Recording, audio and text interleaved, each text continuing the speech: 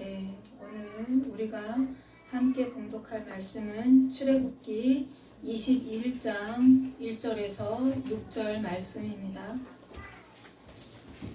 자, 이스라엘 백성들이 지금 시내 광야에 도착해서 시내산에서 하나님께로부터 뭘 받았습니까? 10계명을 받았습니다. 첫 계명부터 네 번째 계명까지는 뭐였죠? 하나님께 드리는 예배에 관한 그런 내용들이었어요. 하나님 앞에 우상 숭배하지 않는 것. 하나님의 말씀을 들었지만 그 말씀에 입각해서 우리가 하나님은 이럴 것이다 하면 추상적으로 빚거나 이런 아무런 형상도 만들지 말라. 이런 하나님의 말씀이 있었어요. 또 그렇게 만든 것들에 절하거나 숭배를 하면 그것이 우상 숭배가 되어서 하나님께서 벌하신다고 말씀하셨습니다. 5번째부터 10번째까지 주신 그 계명은 이 땅에서 살면서 그리스도인으로서 우리가 지키면서 행해야 할 삶의 규례들이었고 계명이었습니다. 그런데 지난 시간에도 말씀드렸습니다. 이 계명을 왜 주셨다고요? 자, 이들이 들어가야 하는 땅은 가나안 땅입니다. 약속의 땅이죠. 그런데 그 가나안 사람들은 가나안뿐만 아니라 세상 모든 사람들이 여호와 하나님을 모르고 살았어요. 그래서 하나님을 모르고 막 살아가는 세상 사람들처럼 살지 말고 사람처럼 내가 너희는 이렇게 살라고 만들었어 라는 그런 존재로 하나님께서 만드신 그 창조의 원리에 맞게 아름답게 살라고 세상과 구별된 거룩한 삶을 살라고 주신 법이 바로 그 10계명이었습니다. 오늘 우리가 봉독한 말씀이죠. 종에 대한 법입니다. 그런데 여기서 말씀하시는 그 종은 유대인과 유대인이 좀 어려운 사람을 종으로 삼았을 때 이건 어떤가요? 우리는 서로 떨어져 있지만 같은 종족, 같은 피를 나는 존재들, 같은 뭐라 해야 되죠? 고륙들, 이런 고륙들을 대할 때 어떻게 해야 되는지 그거에 대한 법입니다. 자, 지금은 그렇지 않지만 과거에 그 옛날로 가보면 사람들은 이렇게 살다가 보면 너무 가난해서 스스로 종을 선택하는 사람들이 많았어요. 밥을 먹여주고 우리 탈북민들이 그러지 않았나요? 중국에서 우리 타국에서 생활할 때 저도 그랬거든요. 말을 모르고 아무것도 모르지만 대신에 밥만 먹여주고 잠만 재워준다고 하면 내가 여기에서 종사하겠다. 나를 좀 걷어달라. 이래서 스스로 그 종의 자리로 들어가는 선택하는 사람들이 있었다는 거죠. 가난해서 스스로 종이 되었거나 또 부모님이 가정 형편이 너무 어려우니까 자식을 팔아넘긴 이런 사람들이에요. 그리고 그 또 다른 이유들이 있었겠죠. 자, 그럴 때 하나님께서 너의 동족을 사면 그는 6해 동안 종으로 살 수 있으나 7년째 되는 해에는 몸값을 물지 않고 나가서 자유인의 신분을 보장해 주라 라는 말씀을 지금 계명으로 주셨어요. 자, 그런데 그가 자유인의 몸으로 될 때 6년은 종으로 사는데 7년째 되는 해에는 그 사람이 종의 신분이 아니라 자유인의 신분으로 해당이 되는 거예요. 그런데 그때 이 사람이 자유인이 될 때 혼자 몸으로 종의 몸으로 들어왔다고 하면 그러면 혼자 그 자유인의 몸으로 될 수 있는 거예요. 나갈 수 있는 거예요.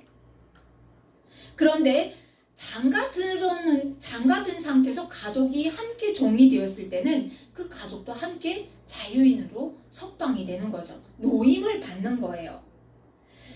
자, 그런데 상전이 보니까 예를 들면 요셉 같은 사람인 거예요. 요셉 같은 사람인데 바로가 보니까 어때요? 요셉이 총명하고 하나님께 지혜를 얻은 사람이니까 그 요셉에게 그 제사장의 딸을 소개해줘가지고 결혼시키잖아요. 그러니까 예를 들면 그런 거예요. 상전이 이 사람을 너무너무 예쁘게 본 거예요. 야, 이런 종이면 야 진짜 함께하고 싶다. 그래가지고 자기 수라에 있는 그 여종을 이 남종에게 소개를 시켜가지고 결혼을 시켰어요. 그래서 애까지 낳네요. 애까지 낳는데 6년이 지나고 7년이 되니까 어떻게 해요? 이 남종은 이젠 자유인이 해야 되잖아요. 그런데 보니까 아내와 자녀가 있어요. 야, 이거 어떡하지? 여기까지 들어보면 야, 진짜 자유인의 신분 너무 진짜 좋다. 하나님의 복은 최고야. 이런 생각이 드는데 이 사람의 입장으로 생각해보면 이 사람은 갑자기 가족과 생이별 해야 되는, 자기는 자유인이 되고 이 아내와 아이들은 그 주인의 집에 남겨둬야 되는, 종의 신분으로 남겨둬야 되는 이런 안타까운 사건이 벌어진다는 거죠. 자, 그러면 이 사람이 내 가족을 포기할 수 없습니다. 이렇게 생각해서 그 주인에게 저는 나가지 않겠습니다. 이렇게 얘기할 수 있잖아요. 자, 이런 사람에게는 오늘 말씀에 보니까 문설주에 가서, 문이에요. 거기 가가지고 어때요? 문은 어떻습니까? 이동을 하나요? 이동 안 하죠. 주인이 들어가고 나가고 하면서 문을 열고 닫고 하는 그런 위치란 말이죠. 그러니까 거기에 가서 이 사람의 그거를 맹세를 주인이 받는 거죠. 그래서 그 귀에다가 구멍을 뚫고 귀걸이를 하는 거예요. 영원히 주인의 종이 된다는 표징입니다. 자, 그리고 이어서 나오는 법이 뭐냐? 여인을 종으로 삼았을 때예요. 그러니까 종으로 삼는 게 남자만 종으로 삼는 건 아니잖아요. 그러니까 여자가 어떤 집으로 팔려가거나 여종이 신부로 갈 때, 그때 후처나 자기의 아내감으로, 신부감으로 맞는다는 거죠. 그런데 이렇게 보니까 그렇잖아요. 남자의 마음은 여성의 마음도 갈 때 같지만 남자의 마음도 가끔 이렇게 변하잖아요. 손바닥 뒤집듯이. 더 아름다운 여인을 보면 결혼하기 전에 왠지 그 여인이 마음이 더 끌리고 이럴 수도 있잖아요. 그럴 때예요.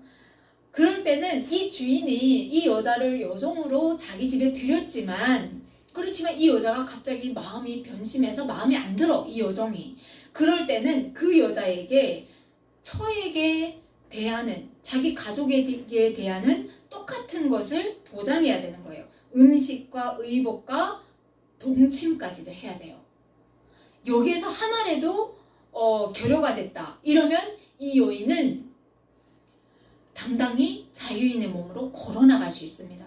그렇지만 이 남자가 자기에게 변심하였다고 해도 이 세 가지를 지킨다고 하면 이 여자는 영원히 이 집에서 나갈 수가 없어요.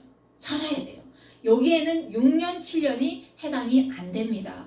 그만큼 남자 여자의 결혼에 있어서 하나님께서 굉장히 중요한 잣대를 대고 있다는 거죠. 오늘날 필요한 말씀이 아닐까요? 그러면 하나님께서 이 법을 통해서 무엇을 지금 말씀하려고 하실까? 자, 이들은 바로의 종되었던 집에서 어떻습니까? 자유인의 신분을 받은 사람들이에요. 이스라엘 자손들은 바로의 종으로 430년을 살았는데 지금은 자유인이 되었잖아요. 그런데 그런 사람들이 자기 동족을 바라봄에 있어서 자기가 조금 오늘날 생활이 좀 여유로워졌다고 그 자기 동족을 바라볼 때 업신여기거나, 그리고 바라보는 마음이 그를 천대하고 갈시하고 이런 마음으로 보지 말라는 거예요. 그 옛날 너의 신분을 잊지 말라는 거예요. 하나님은. 자, 이어서 나오는 법이 뭐냐? 폭행에 관한 법입니다. 지난 시간에 우리가 10계명을 볼 때 나왔던 말씀 중에 한 계명이 있어요.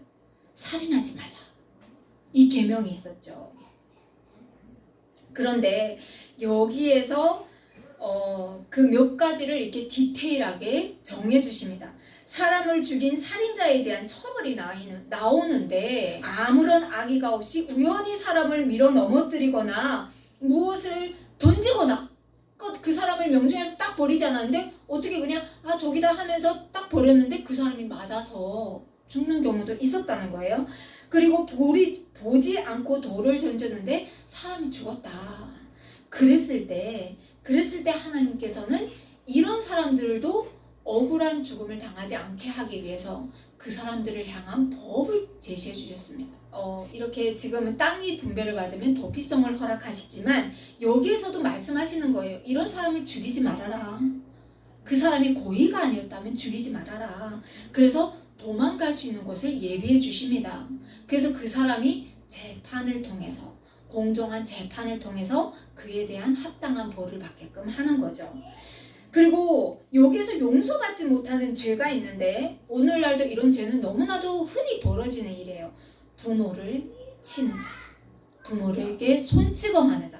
이런 자는 어떻게 하냐? 이런 불효자는 반드시 죽이라고 성경은 기록하고 있어요.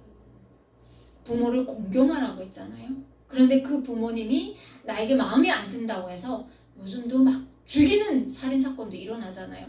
그런 자들은 죽이라고 하나님께서 성경 말씀을 통해서 기록하고 있습니다. 그리고 또 뭐냐? 사람을 사고 파는 인신매매자들 죽이라고 합니다. 그래서 21장 23절 24절에 보면 생명은 생명으로, 눈은 눈으로, 이는 이로, 손은 손으로, 발은 발로, 된 것은 된 것으로, 상하게 한 것은 상함으로, 때린 것은 때림으로 갚아라 라고 기록합니다.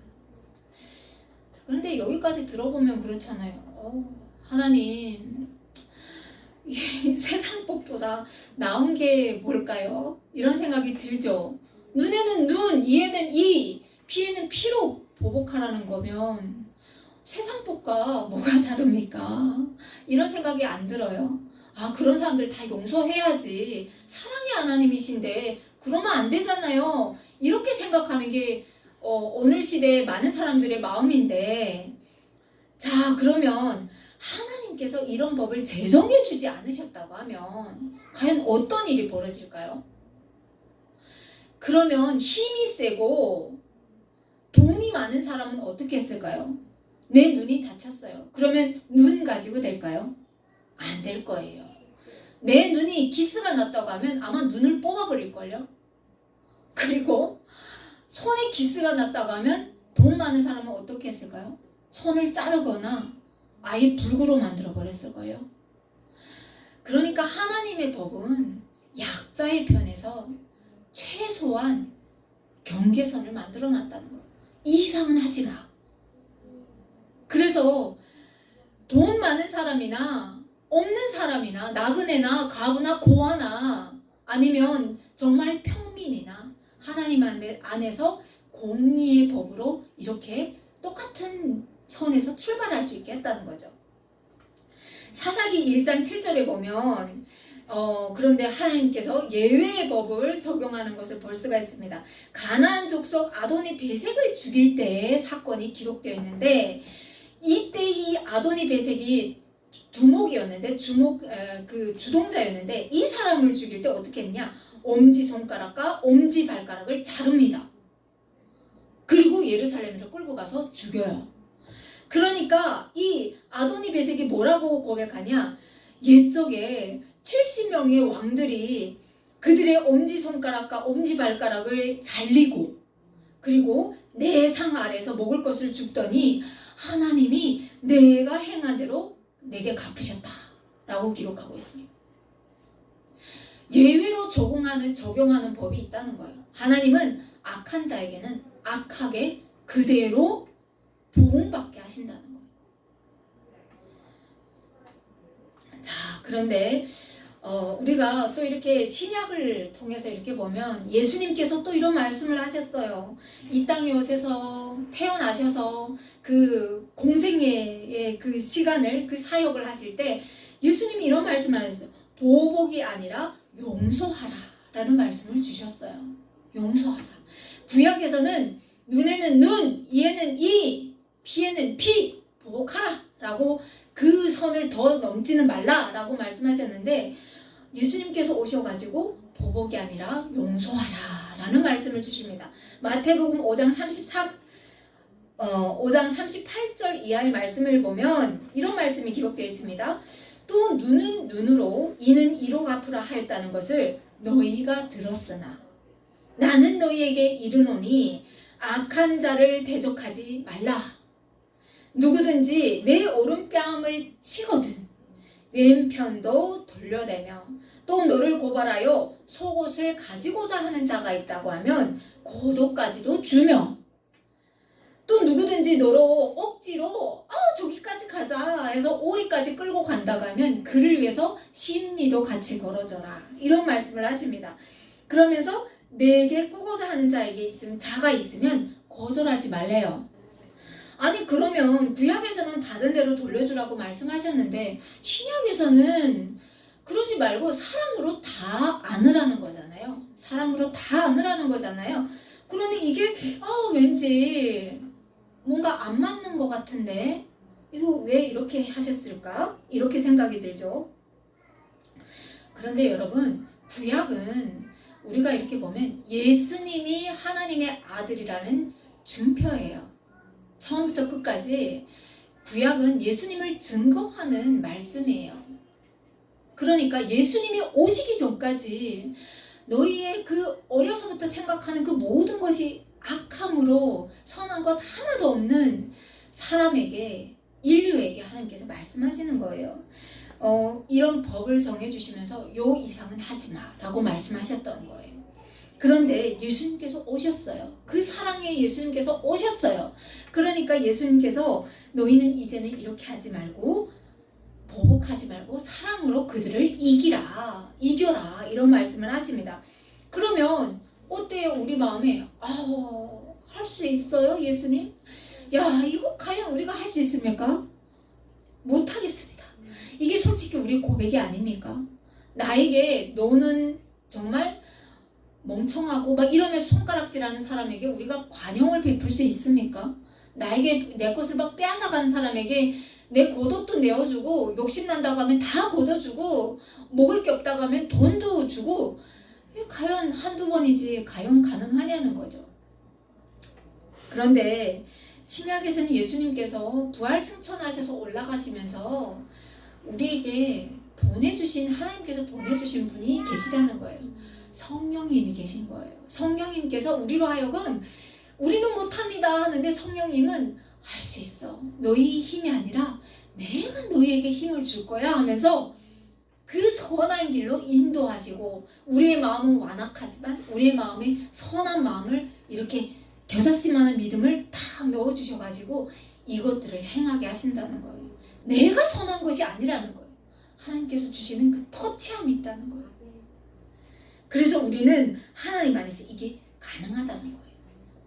보복을 삼는 것이 아니라 선으로 악을 이긴다는 거예요. 자, 그런데 자, 우리가 살다 보면 그런 일도 있습니다. 맞습니다. 성령님 의지하겠습니다. 성령님이 저를 이기게 하십니다. 이렇게 우리가 고백하면서 걷는데 저도 살다가 보니까 도저히 용서 안 되는 사람이 있습니다. 도저히 용서 안 되는 사람이 있어요. 야, 이거 어떻게 하지? 나 이 사람을 만날까봐 걱정되고 염려되고 대체 이 사람을 만났을 때 나는 어떻게 해야 되지? 두려운 사람들이 있습니다. 보기도 싫은 사람도 있습니다. 제발 제가 천국 갈 때까지 이 사람을 안 만나게 해주세요. 이런 사람들이 있다는 거예요. 그런데 그럴 때 하나님께서 하시는 말씀이 있습니다. 잠언 25장 21절 22절 말씀에도 나와 있지만 로마서 12장 17절 이하의 말씀을 보시면 동일한 말씀입니다. 원수 갚는 것이 하나님께 있대요. 사람에게 있지 않대요. 하나님께 있으니 내가 갚는다고 하나님께서 말씀하십니다. 주께서 말씀하시니라 내 원수가 줄이거든 먹이고 목마르거든 마시게 하라. 그리함으로 내가 숯불을 그 머리에 쌓아 놓으리라. 그래서 악에게 지지 말고 손으로 악을 이기래요. 미운 놈 떡 하나 더 줘라 라는 속담이 있듯이 하나님도 말씀하시는 거예요. 미워? 그러면 더 사랑해. 그러면 그걸 누가 갚는다고요? 하나님이 갚으시는 거예요. 사람이 갚는 것보다 하나님이 갚으시는 게 엄청 아프고요. 말로 형용할 수 없어요. 자, 이어서 주인의 책임에 대해서 보겠습니다. 자, 집에 소가 있습니다. 오늘날은 소가 우리 아파트에서 다 사니까 집에 소를 키우는 사람이 별로 없어요. 그런데 그대로 가보면 지금도 시골로 가보면 소는 뭡니까? 가산이에요. 재물이에요. 이 소가 사람을 받아서 죽였네요. 자, 이럴 때는 어떻게 해야 되지? 하나님께서 말씀하십니다. 그 소는 사람을 받아 죽였으니까 그 소는 돌로 쳐서 죽이래요. 사람을 받아 죽였어요. 자, 사람은 누구의 형상으로 창조되었다고요? 하나님의 형상으로 창조되었고 그 코에 하나님의 호흡이 들어갔고 오늘날 우리가 움직이는 것은 하나님의 이 호흡으로 말미암아 하나님께서 불어넣으신 그 생기로 말미암아 우리가 이렇게 살아 움직이는 존재들인 거예요. 그러면 얼마나 귀한 존재들입니까? 그런데 감히 가축이 사람을 맞았어?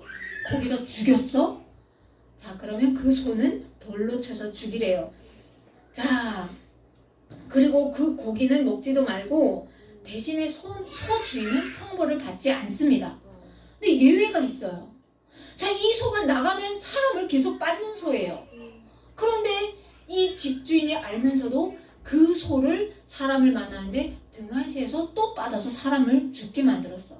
자, 이럴 때는 어떻게 하느냐? 소와 주인 모두 죽이라고 합니다. 무섭죠? 자, 또 사람이 구덩이를 팠어요. 구덩이를 팠는데 그 구덩이를 이렇게 덮거나 위험주의를 표말을 세워서 위험합니다 이런 것들을 안 했다.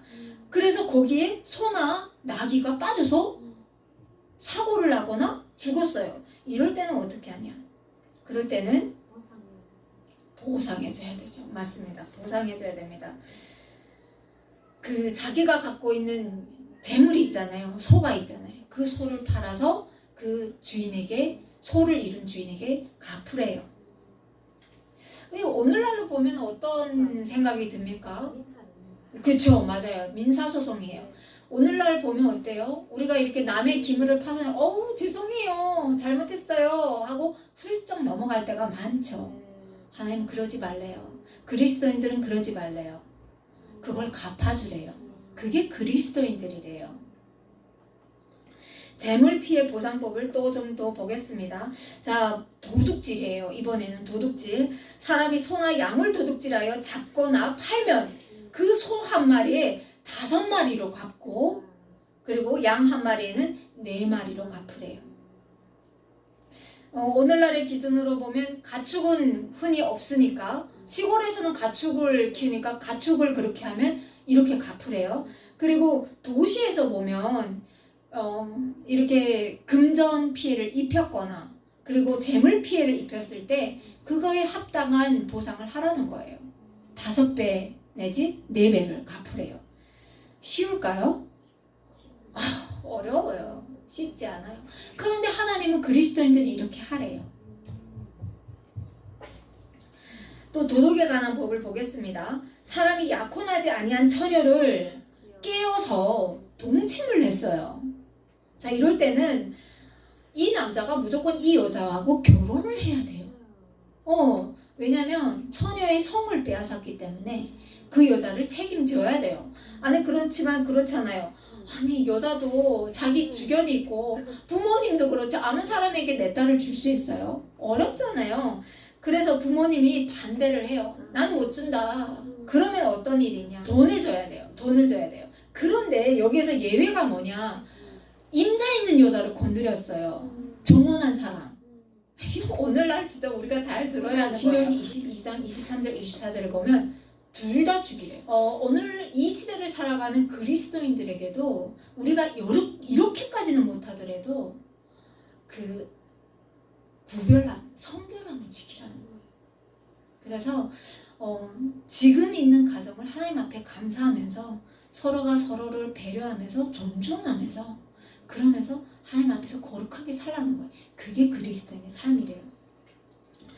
하나님께서 이 구약 66권을 통해서 늘 하시는 말씀인데 무당은 살려두지 말래요. 무당은 살려두면 안 된대요. 무당은 어때요? 사람을 어떻게 합니까? 미혹하는 자죠. 미혹하는 자예요. 그래서 사람은 하나님 한 분만을 보면서 경외하고 예배드려야 하는 존재가 사람인데 그 사람들이 앞날이 불안하니까 그들에게 가면 어떻게 합니까? 그들을 미혹해가지고 하나님을 바라보는 것이 아니라 이 세상의 참신은 하나님이신데 하나님을 바라보지 못하게 하고 오히려 그들의 그 마음을 미혹하여서 그래서 사탄의 종으로 만들어 버린다는 거예요.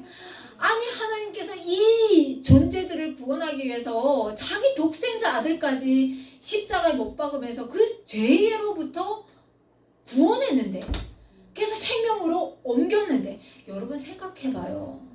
누군가가 누구를 건지기 위해서 희생된 것이 생명이잖아요. 그러니까 생명까지 바칠 정도면 그 존재들이 얼마나 존귀한 존재들이냐는 거죠. 그런데 그런 사람들을 오히려 미혹해서 다시 사탄의 종으로 죄의 종으로 이렇게 얽어매 놓는다는 거예요. 그래서 하나님은 무당 죽여버려라 얘기합니다. 자, 짐승과 행음하는 자 반드시 죽여라. 짐승과 행음하는 자 또한 여호와 외에 다른 신에게 제사를 드리는 자 멸할지니라 라고 말씀합니다. 또 행음하는 자들 하나님 혐오하신대요. 무언가를 미신을 섬기고 막 이런 것들 하나님 다 혐오하신대요. 이러면서 하나님께서 나만 봐 라고 얘기하십니다. 자, 이어서 나오는 법이 뭐냐? 압제에 대한 경고입니다. 나그네를 학대하지 말라. 왜냐? 너희도 애굽 땅에서 나그네였다. 나그네라는 건 뭡니까? 집이 없고 나라 없고 우리 중국에서 고통받는 탈북민들 다 나그네인 거예요. 이런 사람들 압제하지 말래요. 과부나 고아를 해롭게 하지 말라라고 말씀하셨어요. 만일 그들을 괴롭혀서 그들이 그 압제에 괴로워서 하나님 앞에 기도한다고 하면 하나님께서 그 기도를 들으시고 하나님의 칼이 임재해서 그래서 너의 가족을 나그네 되게 하고 너의 아내를 과부 되게 하고 너의 자녀를 고아 만드시겠대요. 똑같이 갚으시겠대요. 그러니까 우리 주변의 어려운 이웃들 보면 멸시하면 안 돼요. 그들을 향해서 하나님의 마음으로 그걸 해야 됩니다. 선행을 행해야 됩니다. 그러면서 하나님께서 잠언 19장 17절에 보면 선행을 행하는 사람들에게 위로의 말씀을 주시는데 가난한 자를 불쌍히 여기는 것은 여호와께 구워드리는 것이라고 말씀하고 있어요. 그리고 그의 선행을 누가 갚느냐? 하나님께서 갚아주시겠대요. 하나님께서 갚아주시면 얼마나 크게 갚아주시겠습니까? 대단한 거죠. 자, 재판에 관한 법입니다. 가난한 자의 송사라고 해서 편벽되어서 두둔하지 말라 라고 말씀하십니다. 어떤가요? 진실 여부를 똑바로 바라보고 가진 자라고 해서 억울한 그런 재판이 나지 않게 하나님께서 하라고 말씀하시는 거예요. 내가 만일 내 원수의 길 잃은 소나 나귀를 보거든 반드시 그 사람에게 돌려줘라 라는 말씀도 하십니다. 왜냐? 그것은 그 집의 재산이기 때문에 그를 미워하더라도 선한 마음으로 이런 일들을 해라는 거예요. 재판관은 뇌물을 받아서 무죄한 자와 의로운 자를 죽이지 말라 라고 말씀하십니다. 이렇게 어려운 사람의 편에 편승해서 억울한 사람이 나게 하지 않고 그런 무죄한 자의 또 그런 재판으로 인해서 의로운 자를 죽이는 일이 없게 하라 이런 말씀을 하시는 거예요. 이어서 나오는 법이 뭐냐? 안식년과 안식일에 대한 법이 나옵니다.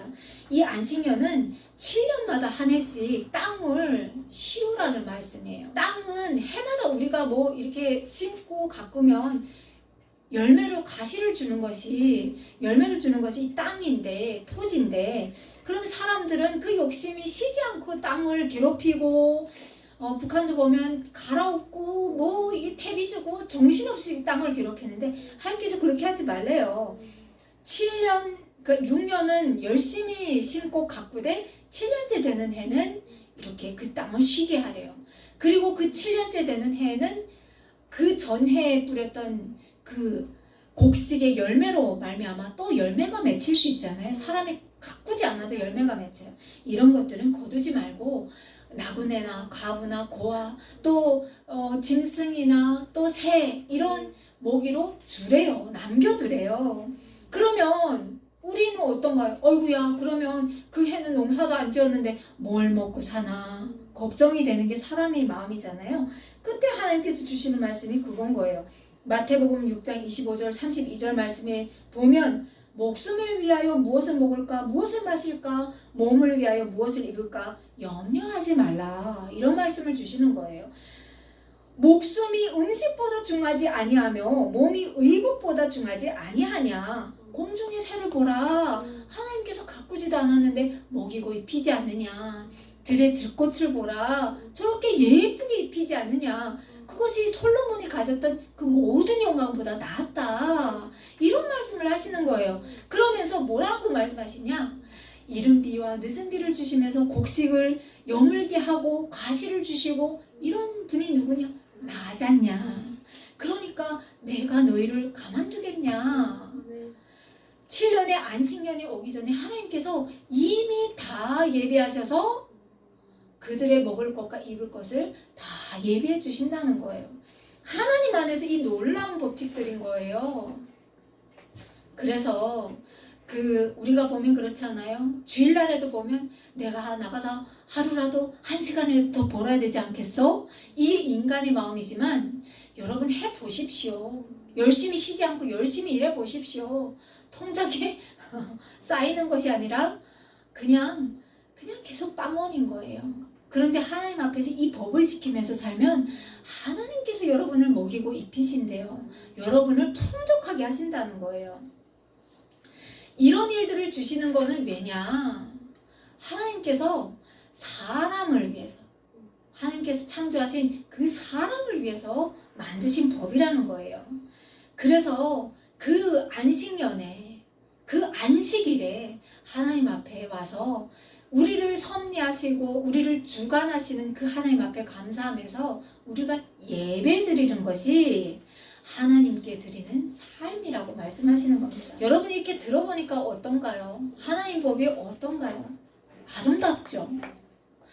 오늘날 정말 인권을 중요시하고 진짜 인권을 위해서 노동법도 나오고 무슨 법도 나오고 많은 법들이 나오지만 하나님의 말씀에 나오는 이 법만큼 사람을 위해서 나온 법이 없다는 거예요. 그러니까 하나님께서 말씀하시는 거예요. 나만큼 너희를 잘하는 신이 없어. 내가 우주 만물을 지었다니까. 내가 세상을 통치한다니까. 그러니까 나한테 와. 그랬을 때 너희에게 평안이 있어. 한 주도 하나님 안에서, 그 하나님의 섭리 안에서 하나님께 감사하면서 하나님 안에 거하는 여러분들 되셨으면 좋겠습니다. 아멘. 아멘.